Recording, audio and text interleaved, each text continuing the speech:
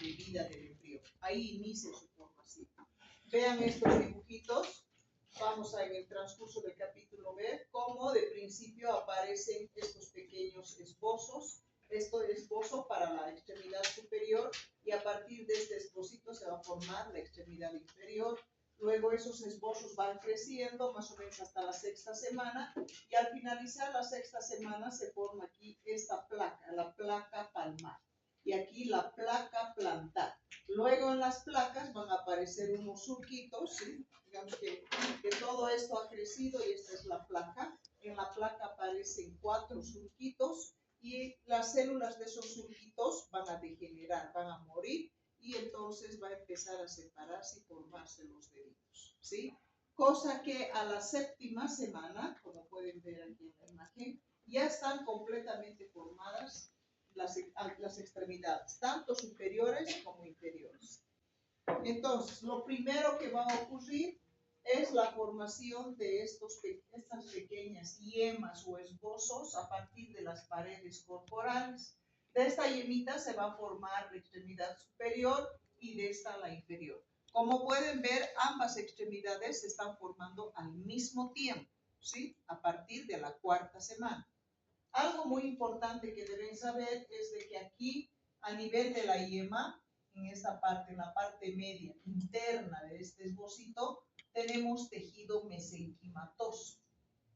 Y por fuera, aquí en la superficie de este esbozo, ustedes van a encontrar un epitelio cúbico, ¿sí? Un epitelio cúbico, o sea, células cúbicas que recibe el nombre de cresta ectodérmica apical. Está como C, ¿sí? SEA.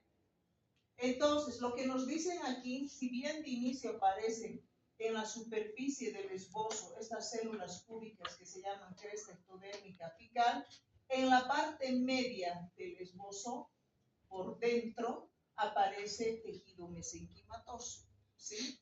Este tejido mesenquimatoso va a ser estimulado por estas células, es decir, estas células de la cresta neural van a estimular a estas células de tejido mesenquimatoso y va a hacer que proliferen más y de esa manera va a empezar a crecer más y más el miembro. ¿Listo? Entonces, la función de estas células de la cresta ectodérmica apical es estimular a estas células mesenquimatosas para que éstas sigan proliferando y el miembro siga creciendo. ¿Ya? Ahora, hay una cosa muy importante también que nos dicen, que a medida que va creciendo el miembro, estas células mesenquimatosas ya no logran estimular a estas células mesenquimatosas que aparecieron de principio, ¿sí? Solamente estas células de la cresta ectodérmica apical empiezan a estimular a las células mesenquimatosas que están cerca. Ese estímulo ya no llega a estas que aparecieron de principio. Por eso que a medida que va creciendo el miembro, esta parte, como ya no recibe estímulo, se va reorganizando y va formando los huesos, los músculos, ¿sí? Entonces, a medida que va creciendo el miembro, estas células de la cresta ectodérmica apical estimulan a las células mesenquimatosas que están cerca. Y a estas ya no alcanza el estímulo, por eso estas se reorganizan, forman los huesos, los músculos, ¿sí? Y así va creciendo y creciendo el miembro hasta que aproximadamente a la 6ª semana, ¿qué es lo que vamos a tener aquí? Vamos a ver de que se va a ir formando 3 porciones a nivel de las extremidades, o sea, 3 componentes. ¿Sí? Están creciendo los miembros y ahí vamos a ver que tanto en el miembro superior como en el inferior vamos a encontrar 3 componentes. Uno de los componentes es el estilópodo. ¿A qué se refiere? El estilópodo es el que va a formar el húmero en la extremidad superior y el estilópodo que va a formar en la extremidad inferior es el fémur, ¿sí? Luego tenemos el zeugópodo, que en la extremidad superior forma lo que es radio y cúbito. Y en la extremidad inferior va a formar tibia y peroné. El autópodo en la extremidad superior va a formar el carpo, metacarpo y dedos. Y en la extremidad inferior, este autópodo también va a formar lo que es el tarso, metatarso y dedos. Por si acaso, cortejos son dedos también, ¿ya? Entonces vean cómo hasta la sexta semana ha ido creciendo el miembro y al final de la sexta semana han formado esta plaquita, ¿sí? Entonces ha ido creciendo el miembrito desde la cuarta hasta la sexta semana y al finalizar su crecimiento ha formado esta placa palmar. Y aquí les decía que empieza a formarse 4 surcos, ¿sí? Y las células de esos surcos hemos dicho que van a degenerar y se van a empezar a separar y van a formar los dedos. A ver, yo les pregunto, si en vez de 4 surcos aparecieran 5, ¿qué cambio habría en la mano? Habrían 6 dedos. Habrían 6 dedos, ¿no es cierto? Entonces tendríamos una polidactilia. ¿Y qué habrá pasado en este caso? Sindactilia. ¿Por qué ocurrió? Solamente ¿Por había qué 3 creen que surcos. ocurrió? Porque la ventana no se logra separar, pero los huesos ya Exacto, están. porque esas células que se encuentran aquí entre los dos deditos no ha desaparecido, no ha degenerado, se ha mantenido y por eso se ha formado una sindactilia. Dedos fusionados, ¿sí? Bien. Luego vamos a ver que una vez que han terminado de crecer las extremidades, aparecen la placa palmar, la plantar, aparecen los surcos y se forman los deditos y prácticamente al final de la séptima semana, tanto las extremidades superiores como las inferiores ya están formadas, ¿sí? Pero hay una cosa muy interesante que nos dicen, si bien hemos visto que las extremidades superiores e inferiores se han ido formando al mismo tiempo, ¿no es cierto? Pero resulta de que primero van a terminar de formarse las superiores y 1 o 2 días después va a terminar de formarse las inferiores. ¿Listo? Además hay otro detalle, que una vez que se han terminado de formar las extremidades, nos dicen que las extremidades superiores se forman hacia la parte media del cuerpo, ¿sí? En la parte media del cuerpo. Y lo que van a hacer estas extremidades superiores ya formaditas, van a hacer una rotación de 90 grados en sentido lateral. Por eso nuestras extremidades superiores lo tenemos en las partes laterales de nuestro cuerpo. En las extremidades inferiores es al revés. Más bien nuestras extremidades inferiores se forman hacia afuera. Y tienen que también hacer una rotación de 90 grados, pero en sentido medial. Por eso nuestras extremidades inferiores están en la parte media. ¿Listo? De esa manera entonces se han formado las extremidades. Después le están hablando en su libro de lo que viene a ser el crecimiento y desarrollo de las extremidades. Primero nos hablan de la osificación. No olviden que tenemos, hemos dicho, 2 tipos de osificación. Osificación membranosa y osificación cartilaginosa, ¿no es cierto? La cartilaginosa ya habíamos dicho que ocurre en los huesos también largos de las extremidades. Entonces, de principio, este hueso largo de la extremidad era cartílago, que después se ha convertido en hueso. Por eso nos dicen osificación endocondral. ¿Ya? Hay un dato muy interesante que nos dicen en su libro, que cuando el bebé nace, toda esta parte de este huesito, ¿qué se llama esta parte anatómicamente? Diáfisis. Dice de que cuando el recién nacido, bueno, cuando ha nacido el bebé, toda la parte de la diáfisis ya está osificada, ¿sí? Y solamente queda en estas partes que son las epífisis. Vean aquí que están como un color negro en la parte media, ¿sí? En las epífisis vamos a encontrar centros de osificación secundaria. Todo esto de aquí de la diáfisis corresponde a un centro de osificación primaria, ¿sí? Es lo primero que se osifica. Y aquí en las epífisis hay centros de osificación secundario y ustedes están viendo aquí estas células de una coloración oscura, ¿sí? Luego nos dicen que a partir de estos centros de osificación secundaria, después se va a osificar las epífisis del huesito. Y fíjense que entre la epífisis y la diáfisis, aquí quedan otras células, estas de aquí, que se llaman placas de crecimiento. ¿Listo? Placas de crecimiento. Estas células de la placa de crecimiento prácticamente están vigentes hasta que terminemos nosotros de crecer. Una vez que hemos terminado de crecer, también esa parte se va a osificar. ¿Ya? Esas plaquitas de crecimiento son muy importantes, ya que, por ejemplo, en la consulta pueden traer a un niño y, bueno, los papás pueden decir, traigo a la consulta a mi hijito porque veo que él ha quedado pequeño, en cambio sus amiguitos que tienen la misma edad están mucho más grandes, ¿sí?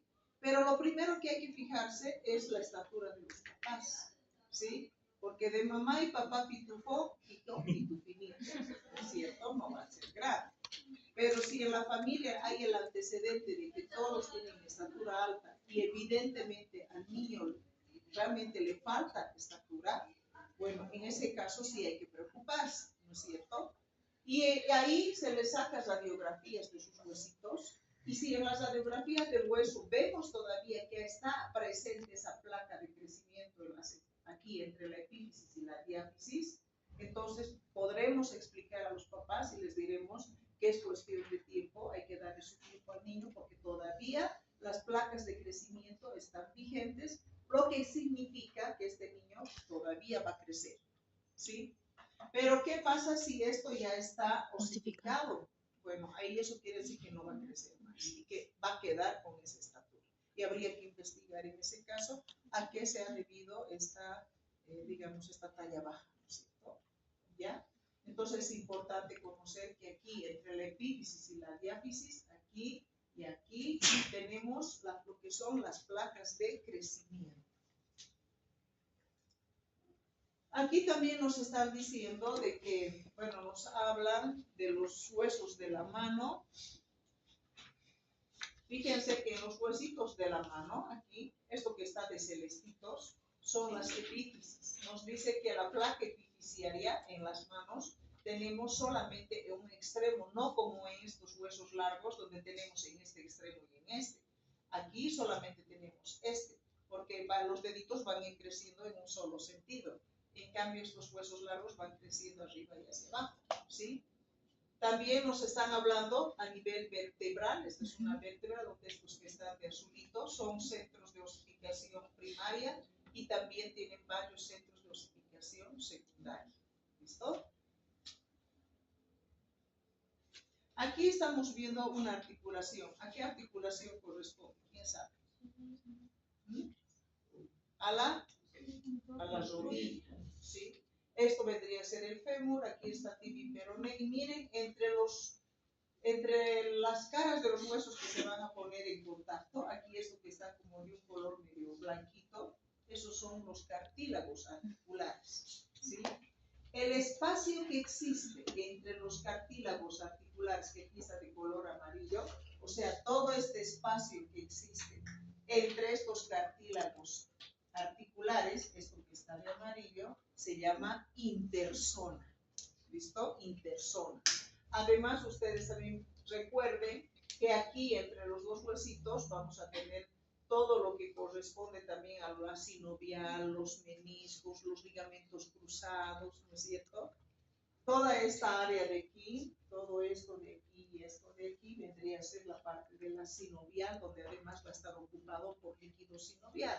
Y más por fuera, recubriendo la articulación, tenemos esta cápsula que está de un color medio plomito por fuera, ¿sí? El que sería la cápsula articular. ¿Listo? De esa manera se forman las articulaciones. Luego, aquí de manera muy, como les diría, muy superficial, ya nos están empezando a hablar referente a los músculos de las extremidades, que en realidad vamos a tener un otro capítulo donde ya nos van a hablar prácticamente de todos nuestros músculos del cuerpo, que es el tema de muscular que vamos a ver en la siguiente clase. Pero aquí ya nos dan un pequeño adelanto y nos dice que estos músculos de las extremidades se originan del mesodermo lateral, ¿sí? A partir de patrones musculares. ¿A qué le llaman patrón muscular? El concepto de patrón muscular dice que para la formación de los músculos, lo primero que aparece es tejido conectivo. Y luego los mioblastos van a ir a ese tejido conectivo y van a terminar formando los músculos. A eso llamamos patrón muscular. ¿Listo? Entonces, el origen del patrón muscular de las extremidades es mesodermo lateral. ¿Listo? Otro dato interesante que nos dan, este dibujito lo rescaté de una anterior edición porque me parece que es bastante explicativo para poder saber cómo se forman los músculos de las extremidades superiores y de las inferiores. Fíjense que aquí pueden ustedes observar varios segmentitos de colores. ¿Eso qué está representando? Está representando distintos segmentos musculares que nos dicen que se van a fusionar y van a formar los músculos de las extremidades. De ahí que nos dicen de que los segmentos musculares los 5 primeros segmentos cervicales, más los 2 segmentos musculares torácicos, todos esos segmentos se van a unir y van a formar la extremidad superior. Y para la formación de los músculos de la extremidad inferior, nos dicen que se van a unir los 4 segmentos musculares lumbares y los 2 primeros sacros. Y van a constituir todos los músculos de la extremidad inferior. ¿Listo? Aquí un poco les están haciendo recuerdo de lo que seguramente ustedes ya han visto en anatomía, ¿sí? Los músculos de las extremidades las han debido haber dividido en 2 grupos. Aquellos músculos que nos permiten hacer la extensión y los que nos permiten hacer la flexión, ¿sí? Entonces nos están recordando aquí que los músculos de las extremidades se las puede clasificar en músculos extensores y flexores. Y además también nos están mencionando que los músculos extensores, los que nos permiten hacer la extensión, están inervados por el nervio radial. En cambio, los músculos flexores estarían inervados por el nervio cubital y el mediano. Además, los músculos también reciben, nos dicen, una inervación motora proveniente de los nervios espinales. Y estos mismos filetes de nervios espinales dan una inervación sensitiva a los dermatomas también. ¿Ya? Aquí lo que les decía hace un rato. Si nosotros tenemos la duda de que si ese niño va todavía a crecer o ya no va a crecer, ¿qué hacemos? Pedimos una radiografía. ¿Qué tenemos que encontrar ahí para poder saber de que sí va a crecer todavía? ¿Qué encontramos? La placa de crecimiento. La placa de Crecimiento. ¿No es cierto? Es lo que nos vamos a fijar. Si persiste todavía la placa de crecimiento, quiere decir que todavía va a crecer. Pero si ya no hay, es que hasta ahí llegó la estatura, no va a aumentar más de tamaño, ¿sí? Ahora, cuando el bebé está in útero, también ecográficamente ya podríamos sospechar si este bebé tiene una estatura menor a la que corresponde para un recién nacido, ¿sí? Aquí vamos a ver los defectos o malformaciones. Una de ellas es la amelia. Siempre que ustedes encuentren una A delante de un término, la A significa sin. O sea que no hay. Si decimos A, que sin, melia es extremidad, sin extremidad. Esto es amelia. Miren, no hay nada de la extremidad.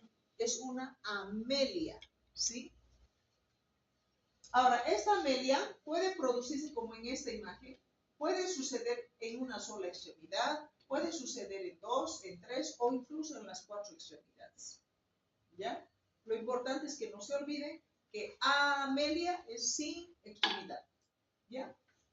Luego también nos están hablando de la meromelia. En laboratorio de la América tenemos un bebé con meromelia. Me van a hacer recuerdo y se los voy a mostrar para que vean. ¿Sí? En la meromelia, bueno, nosotros consideramos meromelia cuando algún segmento de la extremidad falta, ¿sí? En el bebé, por ejemplo, que estaba en la América, van a ver que tiene toda esta parte del húmero, pero no tiene radio y cúbito, y su manito está directamente pegado aquí al húmero. Así está. y los dos lados les cuenta. Es muy interesante ese bebé. Eso es una meromelia. Ahora nos dicen también que un tipo de meromelia se puede considerar a la focomelia. Ustedes han visto cómo son las foquitas, tienen sus foquitas ahí, ¿no ven? Es parecido a eso. Cuando focomelia, cuando la manito nada más está pegado aquí y no hay todo esto, ¿sí? Ahí parece una foquita, focomelia, ¿sí? Y nos dicen que esta focomelia se podría considerar como un tipo de meromelia también.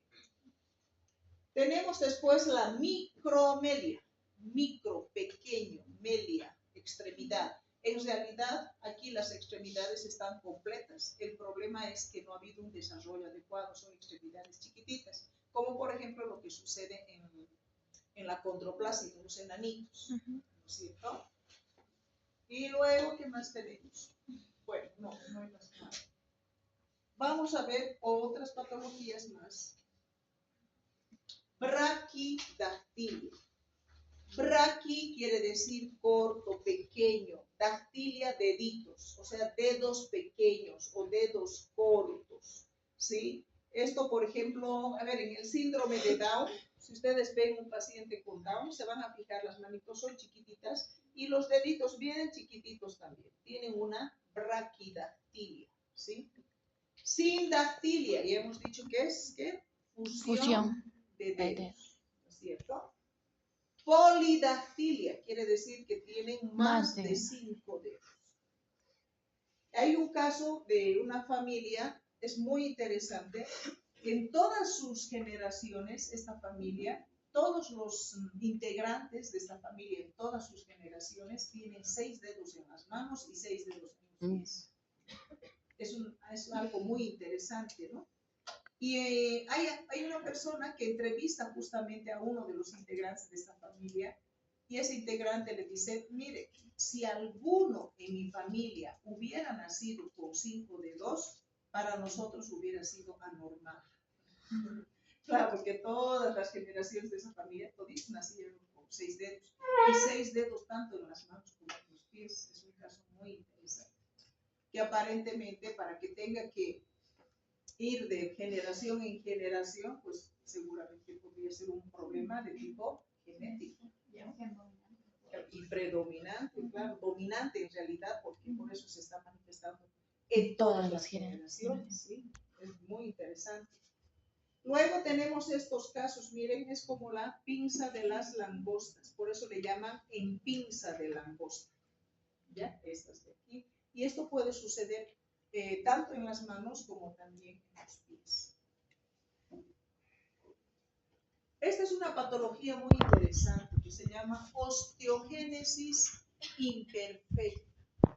En la osteogénesis imperfecta, ustedes van a ver en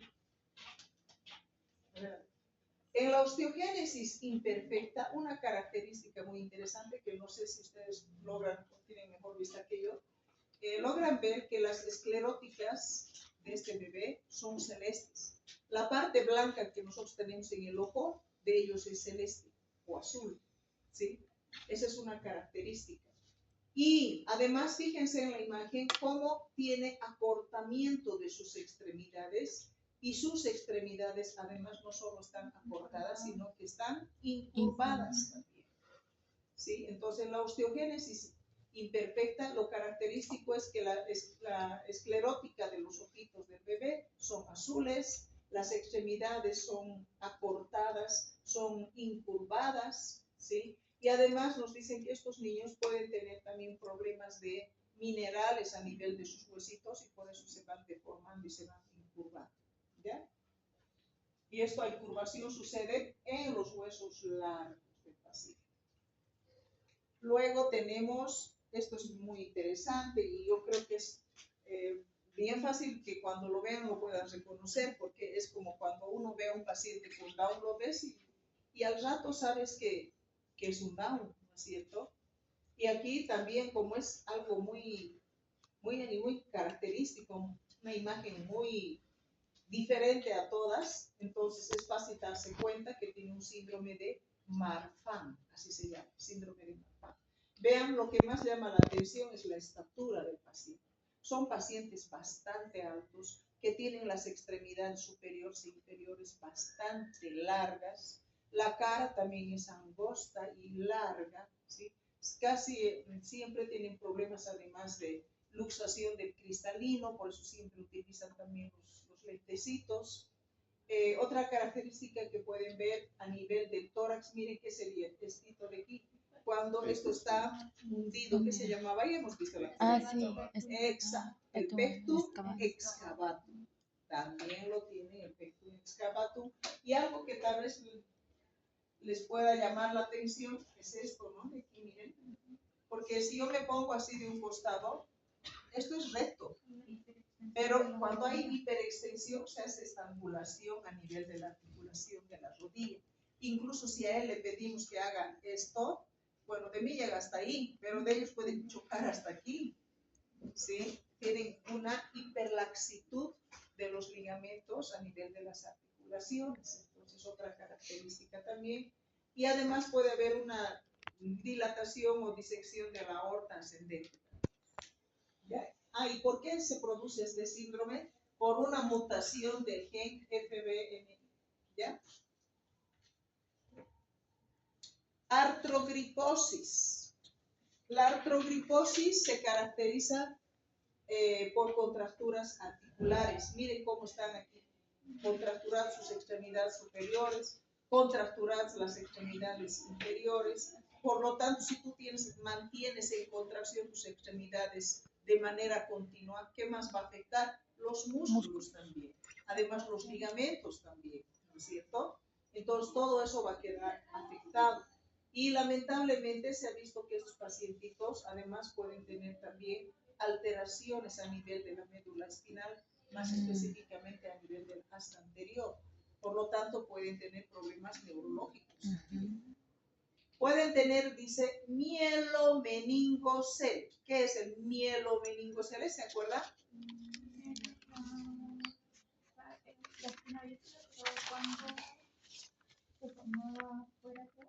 Ya. Eso sucede cuando no ha habido un cierre. Bueno, esto en este caso, bueno, mielomeningocele nos está hablando de la columna vertebral. No ha habido esa fusión de las apófisis espinosas, ha quedado abierto el cuerpo vertebral y ha protruido el contenido del canal medular hacia afuera y ha formado un cel. ¿Okay? Y como dice mielo, ¿qué sería mielo? Médula. Meningo sería meninges. Y el cele sería la bolsita. ¿Sí? Entonces el mielomeningocele va a ser cuando el cele contiene meninges y médulas. Todo el contenido del canal medular.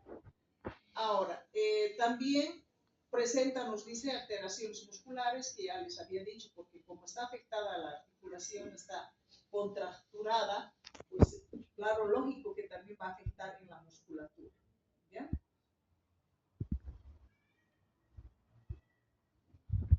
Este síndrome es muy interesante, síndrome de Bayer-Gerold. Fíjense en esta su extremidad superior, no hay radio, no se ha formado el radio. Y además nos dice que esto puede ir asociado a una craneosinostosis. ¿Qué era la craneosinostosis? Craneosinostosis. ¿Cómo es?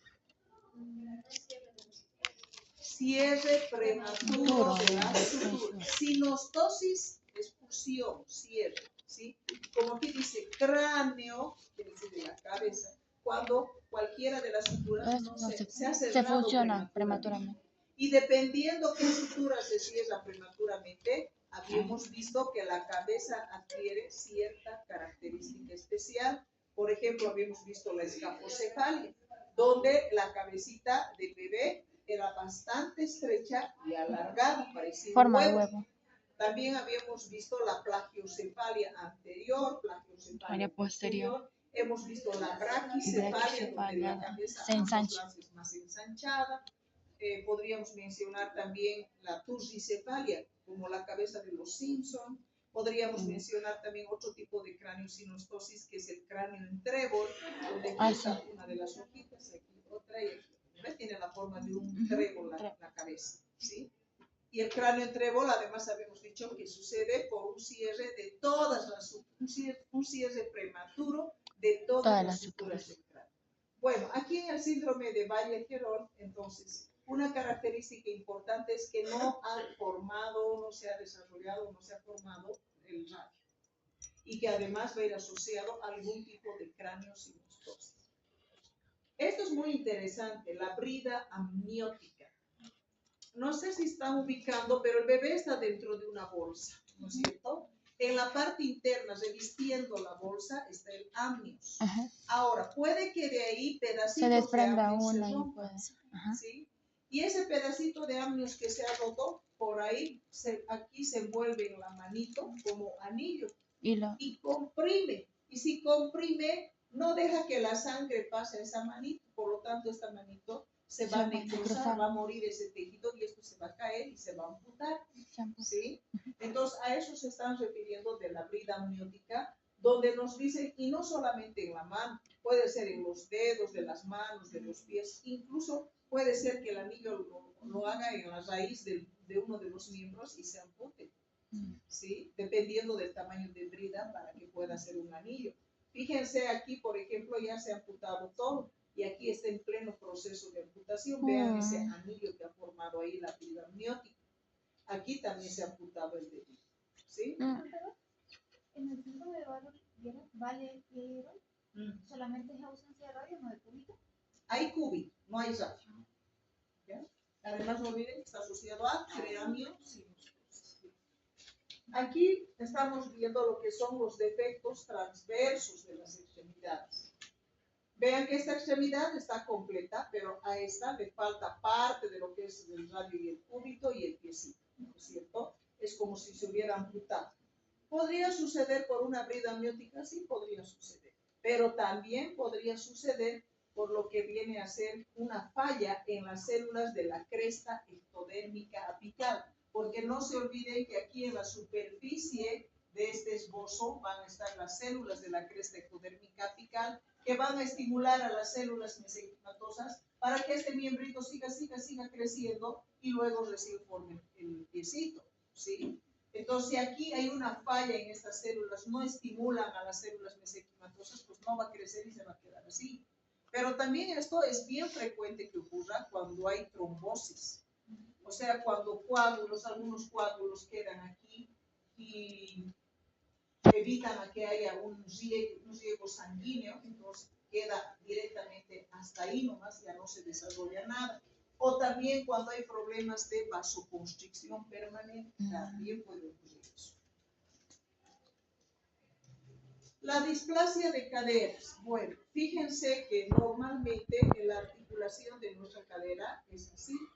Vean cómo aquí está el acetábulo y aquí la cabecita del fémur, que prácticamente encaja correctamente dentro del acetábulo. Así es como tiene que ser.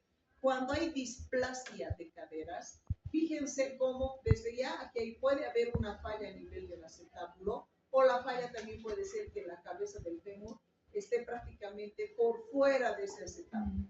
¿Sí?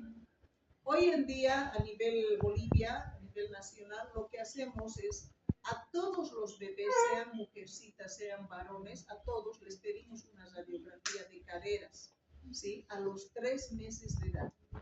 ¿Ya? ¿Por qué? Porque en esa radiografía vamos a poder a los 3 meses de edad ya poder hacer el diagnóstico de displasia o algún otro problema a nivel de la cadera. El radiólogo saca así la radiografía. Ellos tienen una especie de reglita que se llama goniómetro, ¿sí? Miren con el goniómetro este ángulo. Primero se traza una línea vertical, viene esta horizontal y aquí se forma un ángulo. Este ángulo tiene que ser menor a 28 grados, ¿sí? Si es mayor a 28 grados, quiere decir que sí hay una displasia de caderas. No siempre esperen que las dos caderas sean igualitas. Puede que sí, de casualidad, aquí es 28, aquí es 28, o por ahí aquí es 22, es 22, pero a veces también pueden encontrar 26, 22, pero con que esté por debajo de 28 no hay problema. ¿Listo? ¿Qué pasa si está más de 28? Eso sí ya es una displasia y habría que hacer un tratamiento. Es importante que nosotros diagnostiquemos la displasia de caderas a los 3 meses, porque después, para el momento en que tiene que empezar a gatear, a caminar el bebé, ya se va a corregir la displasia y no va a tener ningún problema. Si nosotros no corregimos esta displasia, como ocurría muchos años atrás, yo me acuerdo que cuando estaba chiquitita, me llamaba la atención de ver muchas personas, y en especial mujeres, más mujeres que varones, que caminaban así, ¿no ven? Como medio cojeando de un lado, porque tenían esta displasia, como la cabeza del fémur, este es el acetábulo y la cabeza está aquí, entonces cuando caminaba y apoyaba, pues esto se salía más, así es, ¿no? Y lo peor de todo es que no solamente tenían esa displasia, sino que a medida que no se corregía este problema, pues la columna también se desplazaba y era todo un problema.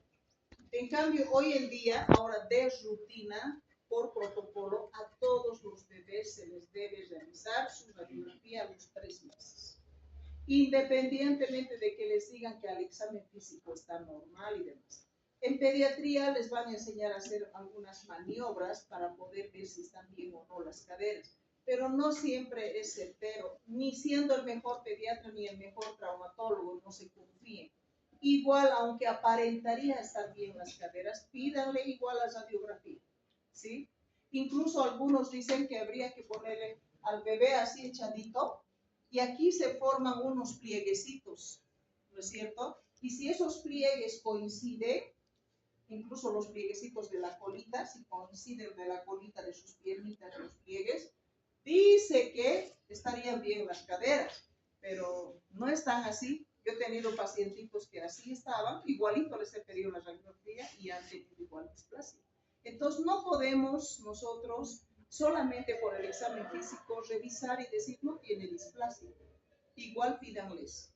Se dice que la displasia de caderas es más frecuente en las mujercitas porque se ha visto el efecto hormonal importante que tiene. Pero eso no quiere decir que no hay en varones. Hemos tenido también displasia de cadera en varones. Claro que es más frecuente en las niñas, pero también se presenta en los varones. ¿Listo? ¿Cuál va a ser el tratamiento de esa displasia? Tenemos el arnés de Pauli, no sé si han visto, son como suspensores que vienen hasta aquí y todas estas las piernitas las mantienen abiertas, ¿no es cierto? Es excelente método ese, ¿por qué? Porque si ustedes se fijan, es un arnés donde tiene para regular el grado de abertura que tú quieres poner las piernitas, ¿sí? Y dependiendo de cuántos grados son estos ángulos, se va regulando eso con este arnés. Hay otro también que es como si fuera un pañal, pero ancho aquí y duro, que mantiene las piernas abiertas también. Pero no les aconsejo mucho porque es estático, no permite regular, entonces no es tan bueno. Y es importante hacer cuanto antes el diagnóstico, porque si recién hacemos el diagnóstico a los 6 meses, 7, 8 meses, vamos a perjudicar a que este niño aprenda a gatear y caminar, para empezar, y el tratamiento no va a poder ser igual. Hasta los 6 meses podemos corregir todavía con el arnés y todavía es dificultoso incluso. Más allá de eso, les cuento que hay varios métodos de corrección. No sé si alguna vez han visto en la calle manejar un niño como con un short de yeso. ¿Sí? ¿Han visto alguna vez? Desde la cintura hasta aquí se pone el yeso. Y encima se liesa con las piernas abiertas y aquí un palo en el medio para que no pueda el yesito ceder, ¿sí? Y ni se imaginan lo complicado que es manejar ese pobre bebé y el sufrimiento que tiene, porque eso se hace bajo anestesia. Se lo tiene que anestesiar al bebé para que quede sueltito, se reacomoda las caderas y se pone el yeso. Es bien traumático. Para que lo hagan su necesidad. ¿Para qué? Hagan su necesidad de prevenir. Esa parte de aquí está abierta. La parte de aquí. Sí, está abiertita esa parte. Entonces por ahí le hacen el así. Pero el resto todito como si fuera una bermuda, así le hacen. Y si tiene más edad, lamentablemente ni el yeso, ni nada, ni el cojín, nada, se tendría que operar. Es más complicado todavía. El pobre bebé lo tiene que estar operando. De ahí la importancia de que ya si nosotros hiciéramos el diagnóstico a los 3 meses, excelente, ahí ya se puede hacer el tratamiento. ¿Listo? Esto es lo último. Sí.